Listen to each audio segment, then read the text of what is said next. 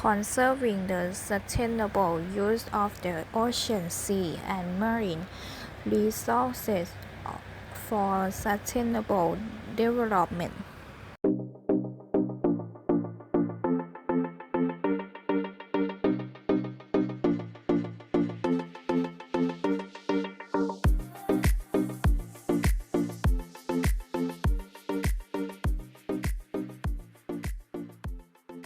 One, raise the awareness of the people who watch the clip because they are part of tourists.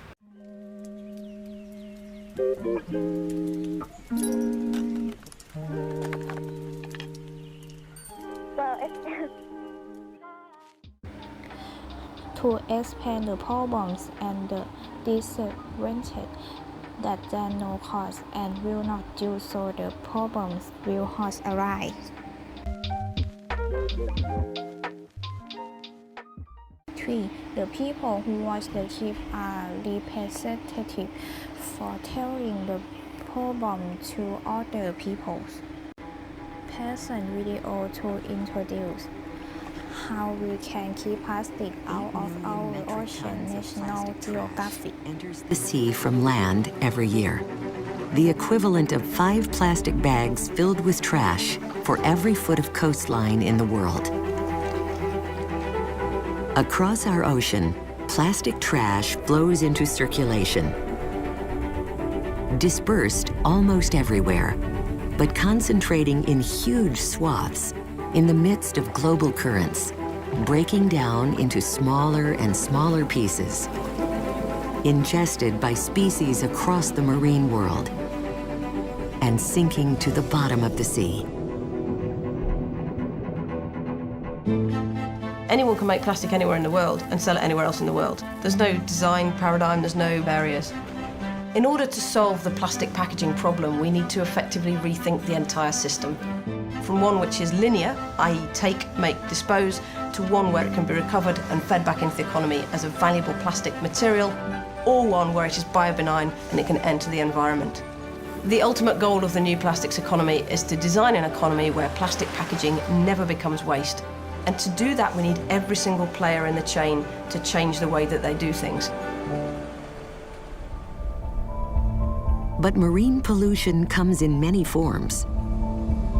Industrial, agricultural, and urban waste also sweep into the sea, fueling explosions of algae that rob marine ecosystems of the oxygen they need to survive.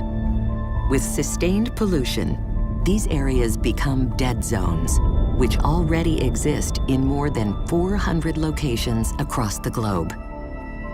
But nutrient pollution can be managed through change in major contributing systems like agriculture. If you eat, you're involved in agriculture. So it's a problem that all of us have to work together to solve. Soil health is critical for water quality. It's the first thing we have to focus on.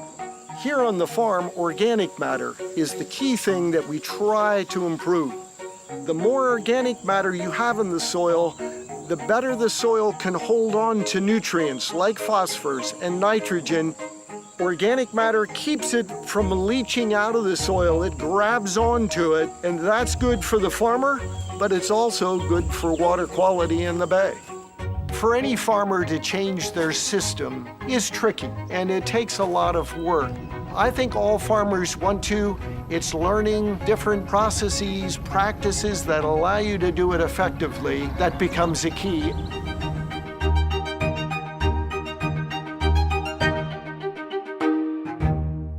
Is there are tourists who are hesitant about whether to toll tax on the ground or tax. If it will be present by Montek to feedback that his garbage dump has caused a loss of marine debris, and when rubbish falls with the wave, it will be washed onto the beach, causing a loss of tax on the beach. Effect of marine litter. 1. Garbage obscures the beauty of tourist attraction. Another beautiful summer Sunday across much of the Aloha State today, but not all was perfect in paradise. Carter Evans on the Big Island shows us why. Hawaii is home to some of the most beautiful beaches in the world with picture-perfect shorelines. But it's pictures like this no one expects to see. We're here at Camilo Point, and it is unaffectionately known as Trash Beach. From car parts to shoes, nothing surprises volunteer cleanup organizer Megan Lamson. This place is like a catchment system for trash. The whole Hawaiian archipelago sort of acts like a sieve and captures a lot of the floating debris. Globally, 18 billion pounds of plastic waste end up in the ocean every year. That equates to 5 grocery bags of plastic trash sitting on every foot of coastline around the world. That looks like it's from Asia. In just one afternoon recently, a group of volunteers picked up more than 1,400 pounds of trash off this beach, but they were only going for items larger than a bottle cap. That means all of these microplastics were left behind. And it turns out this is some of the most dangerous debris for marine life. This to me looks like evidence of bite marks. So something that was out there was taking bites of this bottle and trying to ingest it. When animals eat these microplastics, they can end up in our food supply. It was very striking to me when I moved out here how much plastic was in the sand. I just want to come out with tweezers and pick every little piece out. And it's impossible to do it by hand. So a group of Canadian engineering students came up with a solution. It's essentially a sand-sifting vacuum that sucks up and separates microplastics. They recently tested the prototype on Camilo Beach. How did that go? It went really well. It's the best, most innovative microplastic marine debris machine that I've seen yet. Still, these volunteers say the one thing that would make the biggest difference is if people reduce the amount of plastic they use. Do I think that beach cleanups are going to solve this problem? No. Carter Evans, CBS News on the Big Island of Hawaii.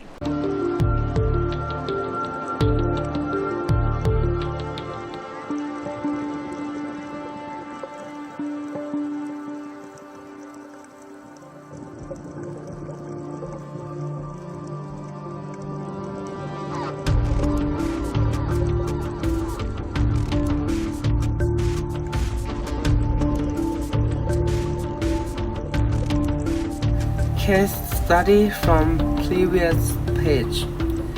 We edit case study from 1. Garbage obscure the beauty of the golden place at beach. White cola rubbish on the beach. Add garbage in the sea. Coral. Garbage in the sea.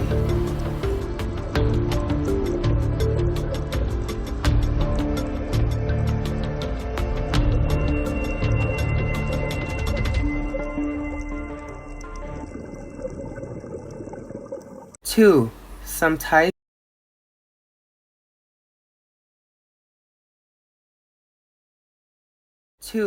some types of garbage give Gadon a hazard. Example.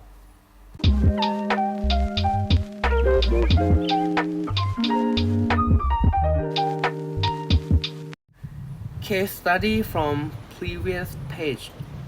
We edit case study from 2. Hazardous waste. Clips of marine pollution Nearly 4 affecting billion things. years old.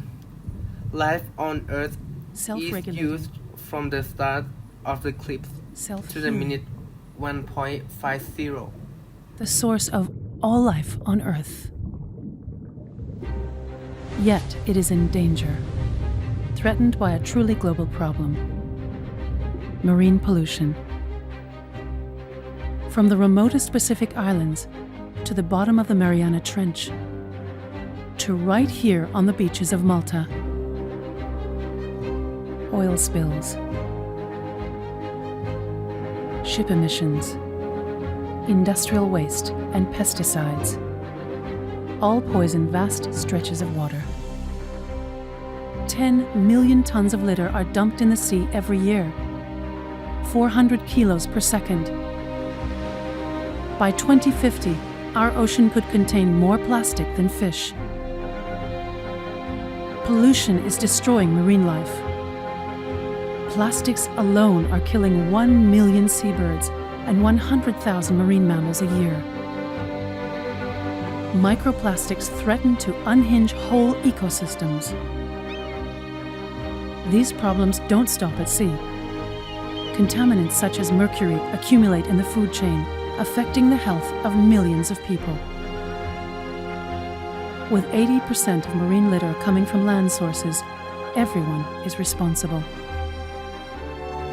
But the solution is at hand, and it offers a great opportunity. Marine pollution costs billions. Switching to circular economies could make up for this loss and more, with environmental, economic, and social gains for all. So to reverse the trend of ever-increasing marine pollution, how can we minimize waste? How can we prevent plastics from reaching the sea? How can we stop marine pollution?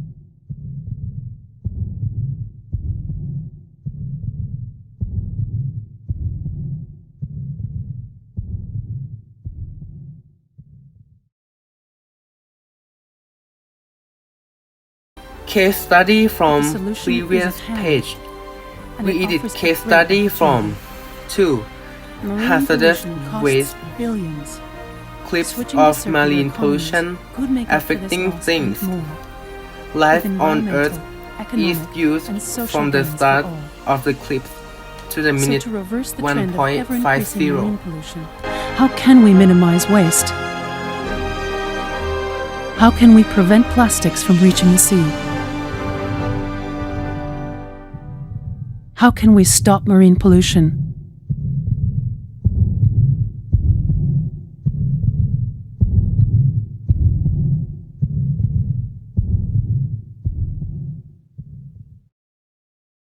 Three. Many animals die from eating garbage.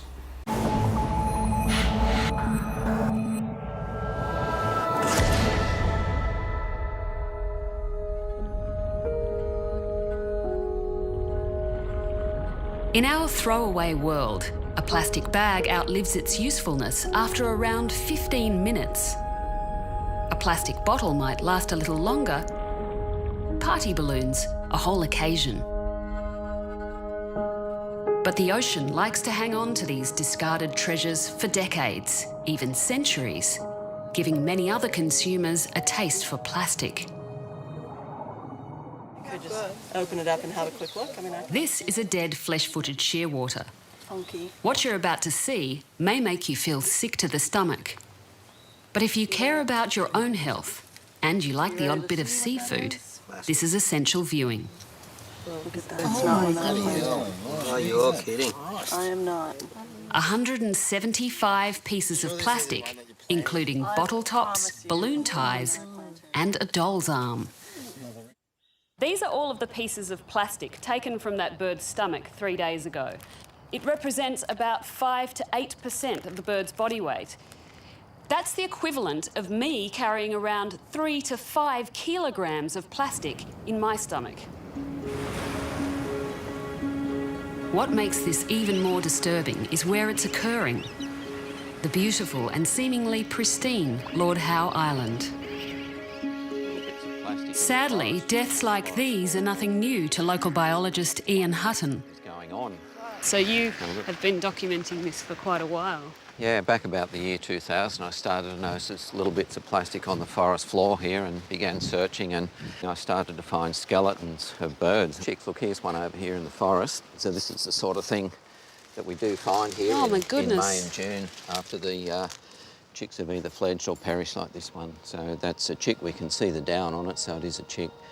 So these are all of the bits of plastic that it's swallowed? That's right. Is this something that you find often? While walking through the forest, I find carcass after carcass just like this.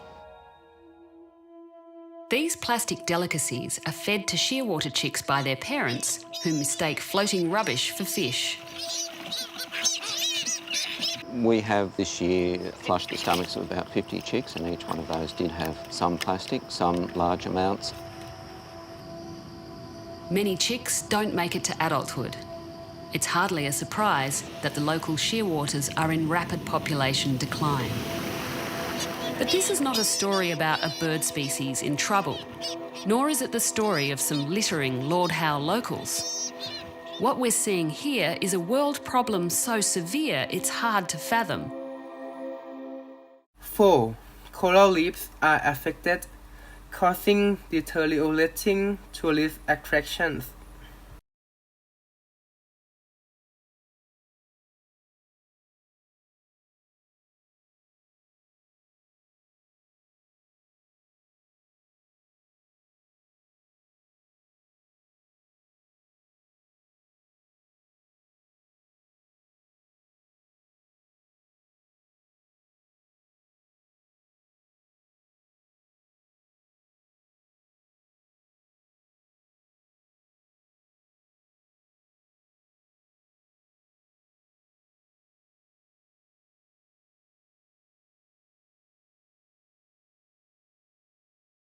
What is coral bleaching? The corals that make up reefs around the world may look like one giant organism, but they're actually an ecosystem with many small creatures working together. Thousands of tiny jellyfish-like animals called polyps connect together to form colonies. These colonies host algae, which provide corals with food, as well as their vivid color, through the process of photosynthesis. A combination of global warming, water pollution, and other environmental disturbances can stress corals, leading them to expel the tiny algae that they need to survive. The process, called bleaching, leaves only a white skeleton, where before there were vibrant colors. Bleached corals aren't necessarily dead. Restoring cool water temperatures or removing pollutants can help fragile corals recover. But without improving conditions, they essentially die. Why should you care about coral bleaching? About 25% of marine life depends on the habitat created by coral reefs. More than 500 million people worldwide rely on reefs for food, tourism, employment, even protection from extreme weather events. And nearly $30 billion in estimated reef value is at stake. Global bleaching events, once a rarity, are happening more often and with greater intensity. We're currently in what scientists say is the worst bleaching event on record, and it could last into next year. Unless we do something soon, coral reefs could go from the cradle of marine life to its grave. Tourists pictured decide to throw rubbish in the bin. So World Ocean Day is held on the 8th of June every year, and it's basically a day that we can use to inform people on the human impacts of the ocean, and also to mobilise people on how they can help the oceans and conserve them, and also to push for sustainable management and conservation of the oceans. This year the theme is revitalisation and working together. So there's a big push at the moment for a thing called 30 by 30, which is 30% of land and sea of the planet protected by 2030. And that will deliver really important benefits, both in terms of climate resilience, biodiversity protection, and fisheries or food security. So National Geographic's Pristine Seas have been working with communities, policymakers and stakeholders to help inform the protection of their waters. Since 2008, they've helped to protect 26 marine reserves, and that includes over 6.5 million square kilometres of our oceans. The ocean actually has incredible resilience if it's given the opportunity to rebound, but if we have these multiple stresses on it, then it becomes really hard for that to happen. So overfishing is a huge impact on the ocean, climate change is a huge impact, pollution is a huge impact. But if we can start to take some of these impacts out from an area, then that gives that area an opportunity to rebound. So some personal things that people can do to reduce their impacts on the ocean are being conscious of what you eat. So if you are eating fish, make sure it comes from a sustainable source and that the fishing method isn't one that's too destructive. Pollution obviously is a big one as well. So both carbon output and also waste like plastics can have a huge impact on the ocean. So if we can reduce them in any way, then that's also a great help.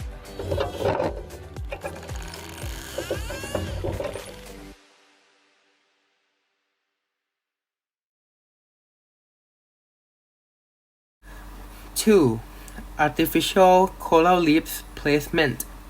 Well, lately we've been fishing a lot, we've been building a lot of hotels, and so we've been taking away a lot of the houses that the fish have.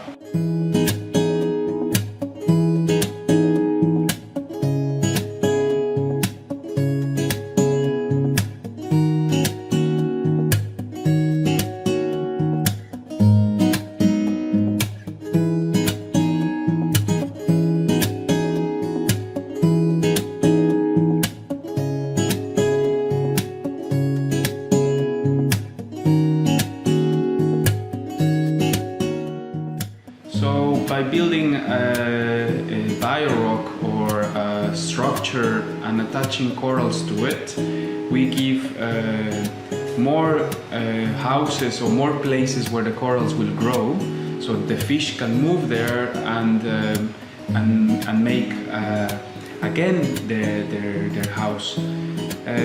By having these artificial corals, what we are doing is promoting more places where people can go and see more marine life, different species moving there.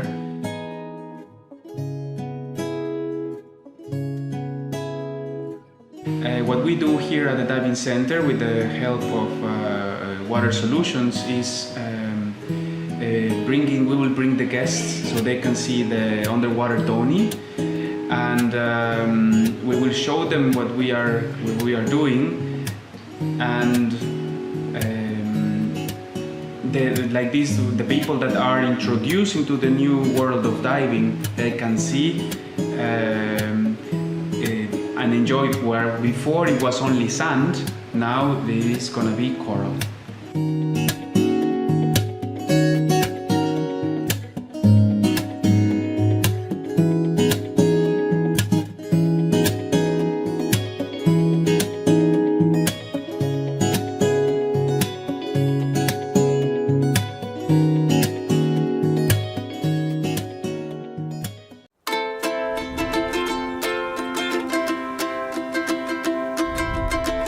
Every year, millions of tons of trash enter the ocean, threatening to hurt or kill wildlife.